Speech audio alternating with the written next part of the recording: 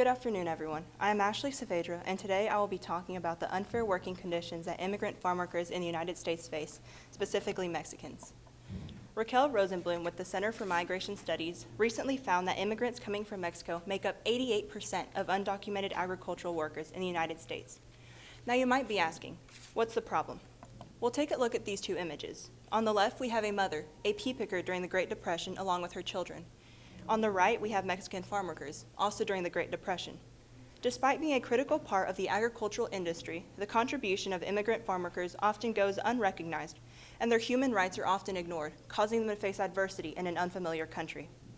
Mexican immigrant farm workers have faced a long-standing history of abuse and unfair working conditions in the U.S., and this issue remains an imperative problem to address since they greatly impact the American economy.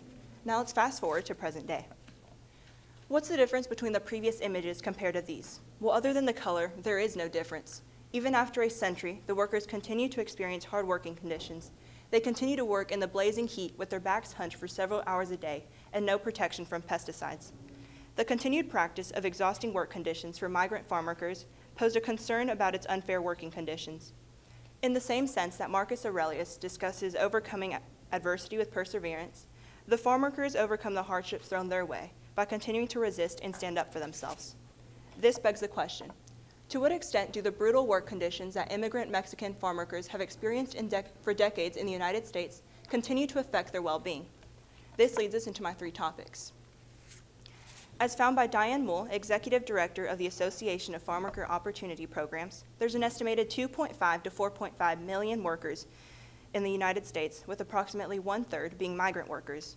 Although racism has been rooted in the Americas, the racial discrimination and social misconceptions of immigrants has caused them to work and live under unfair conditions that are both unsanitary and dangerous, and in some cases inhumane. But despite these challenges, the workers continue to contribute to the U.S. economy, and they have earned equitable and fair-minded working conditions. In spite of some progress in labor laws and workers' rights, many Mexican immigrants still face exploitation as their status as immigrants and non-citizens puts them at a disadvantage.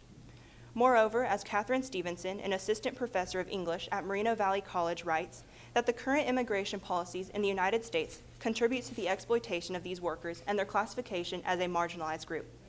Furthermore, as Jacqueline Jones, who has her PhD in history, explains, the crossing of labor and race in agriculture shows how deeply rooted racism is in the American South.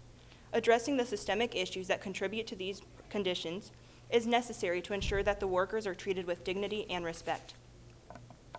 Furthermore, as stated by Federico Castillo, an environmental and agricultural economist, the health and well-being of a migrant Latino worker are affected by multiple chemical, physical, biological, and psychosocial hazards.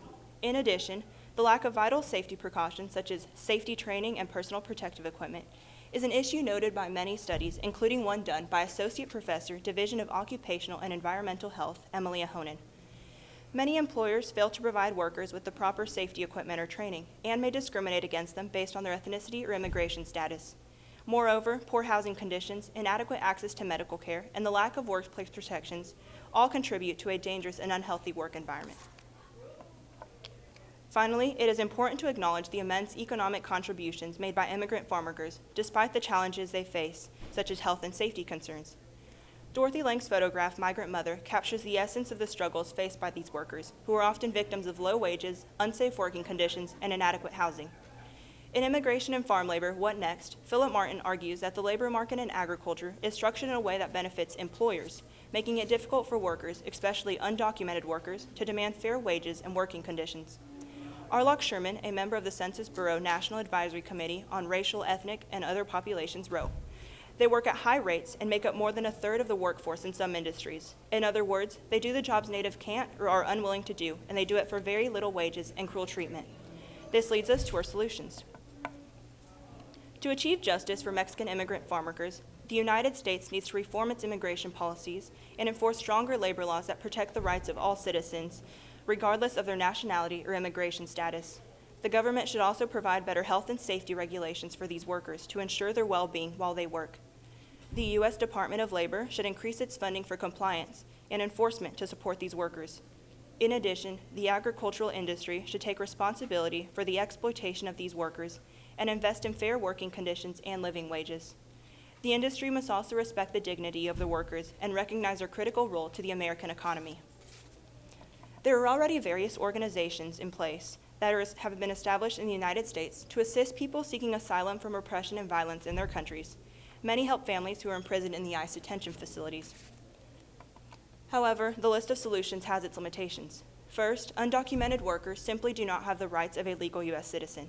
Secondly, increasing the wages of immigrant workers redistributes the wealth from those who compete with immigrants.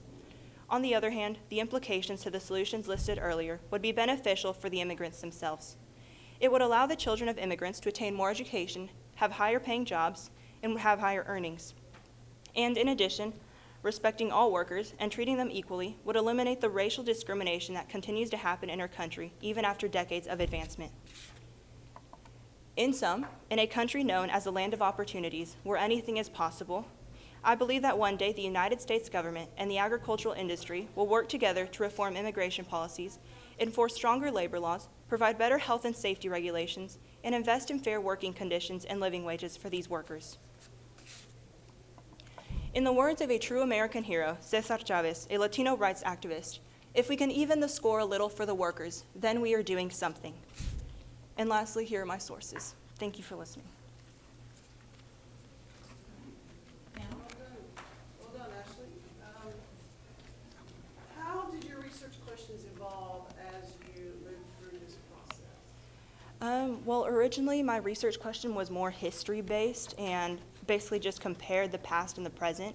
And after doing research, I was like, this really isn't much of an argument question, so I had to change it around. And although I was still able to include history and present, which was beneficial for me, I did have to maneuver it a little bit.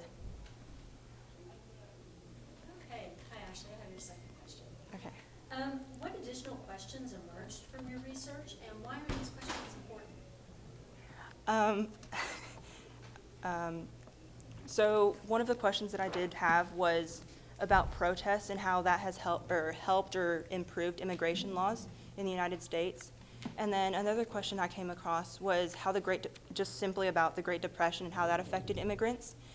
And I feel like those two are really important questions because one, it prevents history from repeating itself, and then two, it would hopefully allow for racial discrimination to lower in the United States.